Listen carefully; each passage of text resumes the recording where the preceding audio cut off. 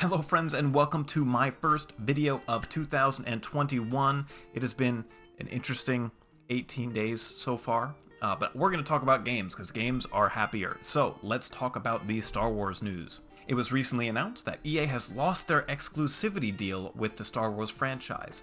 Now what does that mean?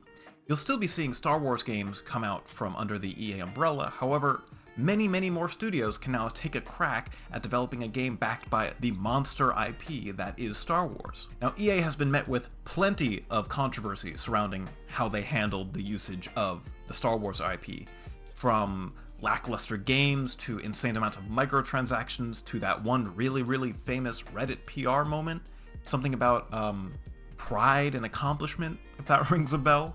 Some people are happy with how EA has updated their game and their stance and their microtransactions. However, some people will hate them no matter what they do. So no matter what side of the fence you're on, just know that EA is still going to be making Star Wars games, but the sky is the limit for how many developers and studios can be working on these games. This comes alongside the news that Lucasfilm made a new branch for games called Lucasfilm Games. It's an interesting move considering the rocky history Lucasfilm had with games, from the horror stories of how hard it was to develop games at LucasArts, from all the executive oversight, to their acquisition from Disney and subsequent shutdown. Everyone remembers seeing the trailers for 1313, that old Star Wars game that just never saw the light of day.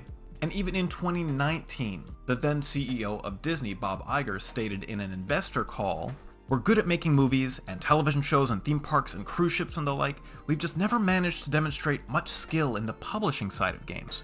And he also stated, "We've had good relationships with some of those we're licensing to, notably EA and the relationship with the Star Wars properties.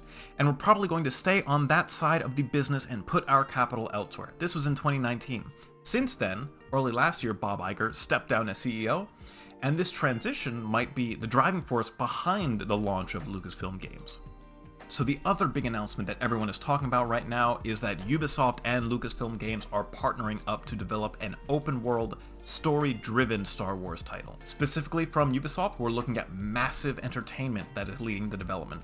They have brought you games such as Far Cry 3 and The Division 1 and 2. So clearly they have plenty of experience and tools targeted towards open-world experiences. So now we just have to hope that that experience can shine through in their new title and we really get to see something amazing. Lucasfilm Games VP Douglas Riley had to say, "We spent almost a year now working to get to know them and what they want to bring to the table."